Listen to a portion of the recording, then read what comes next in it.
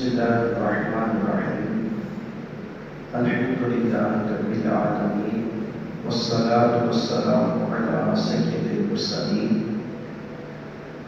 أما بعد فأعوذ بالله من الشيطان الرجيم بسم الله الرحمن الرحيم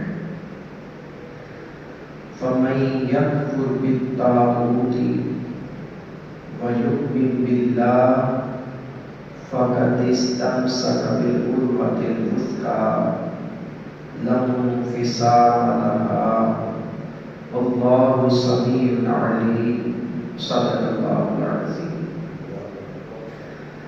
حضور نبی کریم رؤوف رحیم صلی اللہ علیہ وسلم پر درود و سلام پڑھنے کی بے شمار برکتیں اور فضیلتیں.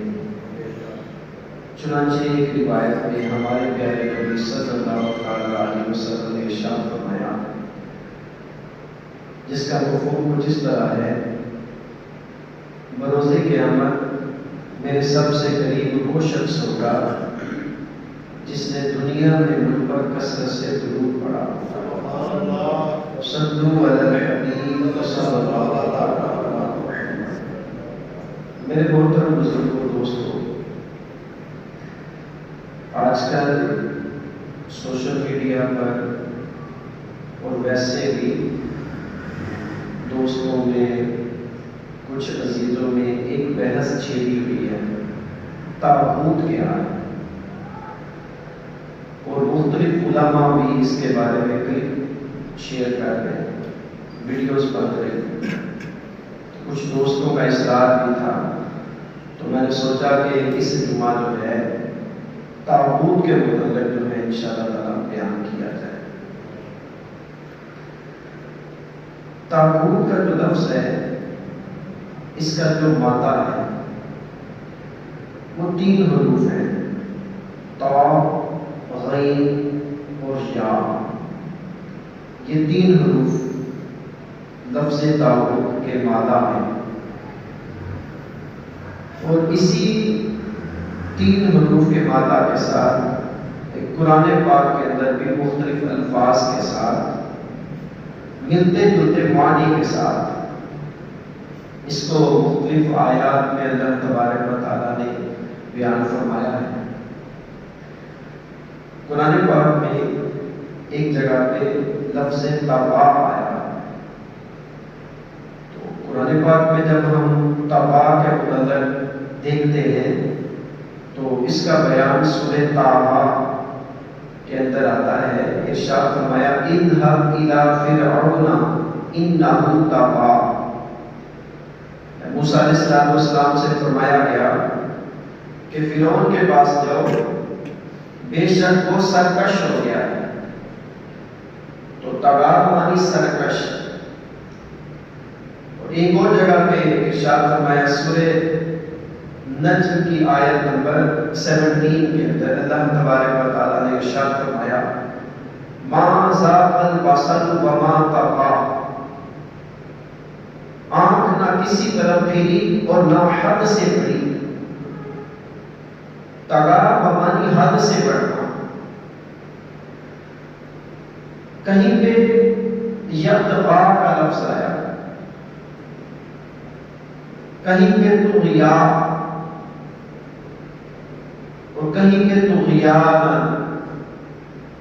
تو مختلف جگہ پہ مختلف الفاظ کے ساتھ ملتے جلتے معنی کے ساتھ جو ہے یہ لفظ آیا ہے. تو اس کا مطلب ہوتا ہے مناسب حد سے پڑھنا. ایک حد جو ہے، ایک جو لیمٹ ہے، اس کو کراس کرنا، یہ ہے طغیٰ. کفر میں غلو کرنا، سرکشی اختیار کرنا. تو تقریباً یہ الفاظ یہ ملتے جلتے ہیں.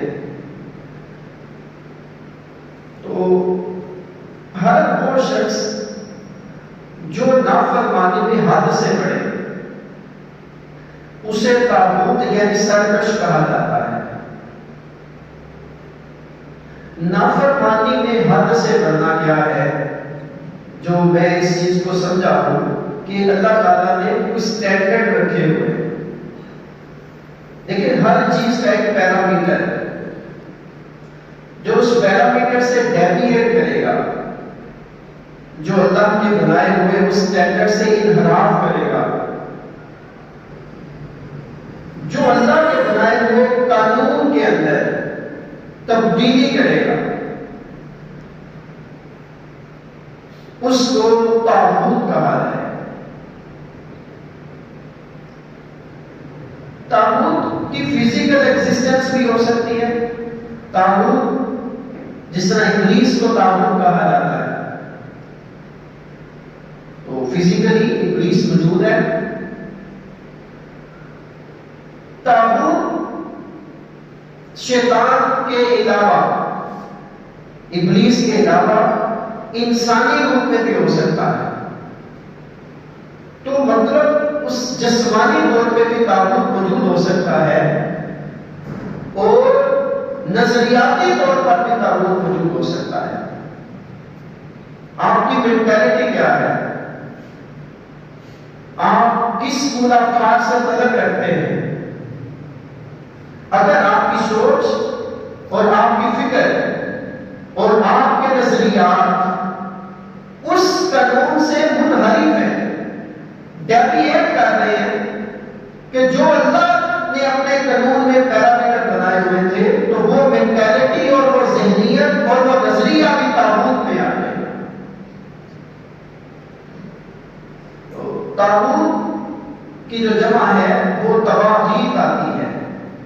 طواغیت، جیسا کہ صحیح مسلم کے اندر یہ حدیث موجود ہے، حدیث نمبر 4256. اللہ تبارک و تعالیٰ کے پیارے نبی صلی اللہ علیہ وسلم نے فرمایا، لا تحلفوا بالطواغیت ولا بآبائکم. طاغوت کی قسم نہ کھاؤ، طاغوت کی قسم نہ کھاؤ، اور نہ اپنے اجداد کی قسم کھاؤ. اور ایک جگہ پہ ابن ماجہ کی جو حدیث ہے، اس میں نبی پاک صلی اللہ علیہ وسلم نے ارشاد فرمایا، لا تحلفوا بآبائکم ولا بالطواغیت. اپنے باپ دادا کی قسم نہ کھاؤ اور نہ طاغوتوں کی قسم کھاؤ. تو یہاں پہ طواغیت کا لفظ آیا ہے حدیث پاک کے اندر. طواغیت، یہ جو صحیح مسلم کی حدیث کے اندر لفظ آیا، طواغیت جو ہے کہ طاغیہ کی جمع ہے. طاغیہ، طاغیہ ان بتوں کو کہتے ہیں جنہیں مشرکین پوجتے تھے، جن کی وہ پوجا کرتے تھے، وہ کیا ہے؟ طاغیہ. تو قرآن و حدیث میں اس کی کافی ڈیٹیل موجود ہے اس لفظ کی، جس کو لفظ طاغوت کہا جاتا ہے. جس طرح میں نے آپ کو یہ سورہ طٰہٰ اور سورہ نجم کے حوالے سے بھی کچھ عرض کیا ہے.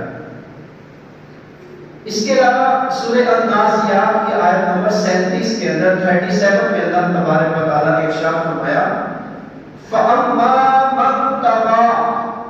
تو بہرحال وہ جس نے سرکشی کی. تو یہاں بھی طغیٰ کا لفظ ہے. تو یہاں پہ ایک چیز جو آپ کو اپنے ذہن میں رکھنی ہے کہ مختلف جو علماء ہیں، مختلف جو مفسرین کرام ہیں، انہوں نے لفظ طاغوت کے اندر کئی ایسے لوگ بھی ہیں جنہوں نے اس کا ترجمہ صرف بت کیا کہ طاغوت سے مراد بت ہے.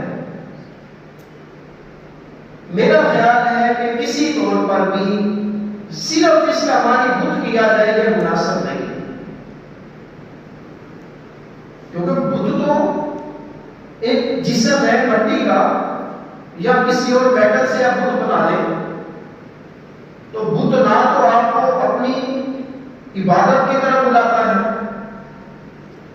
بت نہ ہی اپنی الوہیت کا اقرار کرتا ہے۔ اس کا مطلب ہے کہ بت بذات خود تو تعبد نہیں کہ آپ کوئی بت بنا لیں تو آپ اس کی پوجا شروع کر دیں، جس طرح یہ ہندو مذہب کے اندر کیا جاتا ہے۔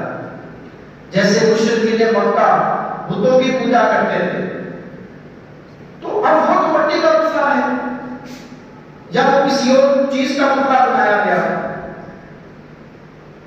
تو اصل تعبد وہ ہے جو ان بتوں کی پوجا کا حکم دیتے ہیں۔ دیکھیں اللہ تبارک و تعالیٰ نے سورہ نوح کے اندر جو آیت نمبر 23 ہے، آیت نمبر 23 ہے، اللہ تبارک و تعالیٰ نے ارشاد فرمایا وَقَالُوا، اور انہوں نے کہا لا تذرن آلہتکم ولا تذرن ودا ولا سواعا ولا یغوث ویعوق ونسرا، اور انہوں نے کہا تم اپنے معبودوں کو ہرگز نہ چھوڑنا،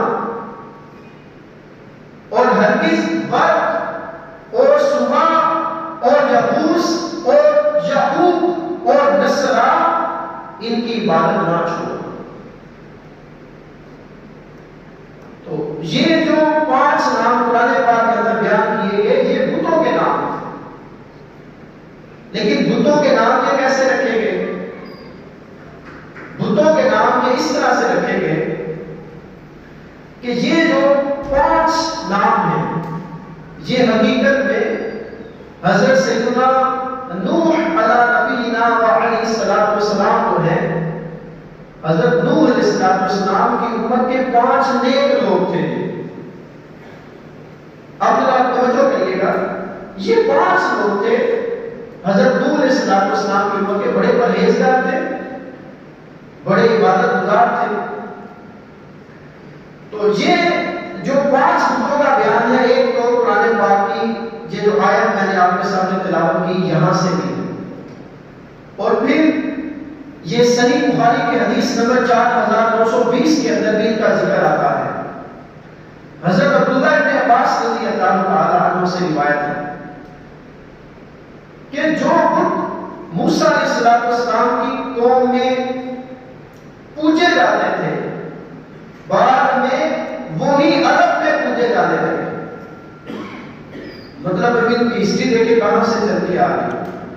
قرآن پاک میں سورہ نوح میں ان کو بیان کیا گیا، اور حدیث پاک میں اس کو بیان کیا گیا صحیح بخاری کے اندر حضرت سیدنا موسیٰ علیہ السلام کی قوم کے حوالے سے، کہ جو ان کی قوم بتوں کی پوجا کرتی تھی وہی بت عرب کے لوگوں کے پاس آئے تو وہ ان کو پوجنے لگے۔ آپ صلی اللہ علیہ وسلم نے ارشاد فرمایا یہ جو ورد تھا یہ دومت جنگل میں بنی کرب کا بت تھا، جو سوا تھا یہ بنی حذیل کا، اور جو یغوث ہے یہ بنی مراد کا تھا۔ یعنی یہ ایک لوگ تھے اور ان لوگوں کے ناموں کے اوپر بتوں کا نام رکھا گیا تھا۔ یغوث بنی مراد کا اور مراد کی شاخ بنی مطیف کا، جو واقعی ابھی جوف میں قوم سبا کے پاس رہتے تھے۔ یعوق بنی حمدان کا، اور نصر حمیر کا بت تھا جو ذوالقرنین کی آگ میں سے تھے۔ یعنی یہ 5 لوگ جو تھے یہ نیک تھے۔ جب یہ لوگ اس دنیا سے چلے گئے، وفات پا گئے، تو شیطان جو ہے یہ ان کی قوم کے پاس آیا اور آپ کے کہنے لگا کہ یہ جو لوگ چلے گئے ہیں تم ایسا کرو جہاں پہ یہ بیٹھے کرتے تھے نا، جہاں پہ یہ عبادت کیا کرتے تھے، وہاں پہ ان کے نام کا ایک بت رکھ دیا جائے۔ میموری، یادگیری، ان کے نام کا ایک بت بنا دو۔ ان لوگوں نے ان کا نام کا بت بنا دیا جہاں پہ یہ لوگ بیٹھ کے عبادت کرتے تھے۔ تو یہ لوگ اس کی عبادت نہیں کرتے تھے، یہ اس کی پوجا نہیں کرتے تھے۔ جب وہ لوگ دنیا سے چلے گئے تو جو بعد والے لوگ ہیں جن کو اس چیز کا علم نہیں تھا، ان